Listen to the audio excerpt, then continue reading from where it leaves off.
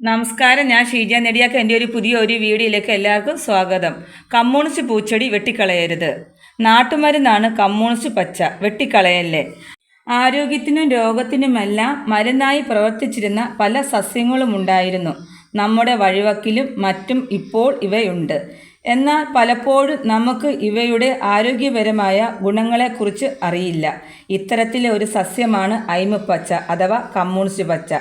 ഇവ മുറിവുണ്ടായാൽ ഉപയോഗിക്കാറുണ്ട്. ഇവയുടെ ഇല ഞെരടി നീരെടുത്ത് മുറിവുള്ളിടത്ത് വെച്ചാൽ മുറിവ് ഉണങ്ങുമെന്നായിരുന്നു വിശ്വാസം. കമ്മ്യൂണിസ്റ്റ് പാർട്ടിയുടെ വളർച്ചാഘട്ടങ്ങളിൽ ഈ പാർട്ടിയുടെ അണികൾക്ക് നേരിടേണ്ടി വന്ന പീഡനങ്ങളുടെ മുറിവുണക്കാൻ ഈ ഇലയുടെ നീരാണ് സഹായിച്ചിരുന്നതെന്ന് കഥ. അങ്ങനെയാണ് ഈ ചെടിക്ക് കമ്മ്യൂണിസ്റ്റ് പച്ച എന്ന് പേര് വരാൻ കാരണം. തീവ്രത ഗന്ധം എന്ന പേരും ഇതിനുണ്ട്. ഈ നാട്ടുസസ്യത്തിന് ആരോഗ്യപരമായ ഗുണങ്ങൾ ചില്ലറ അല്ല. പല ആരോഗ്യ പ്രശ്നങ്ങൾക്കും രോഗങ്ങൾക്കുമെല്ലാം മരുന്നാണിത്.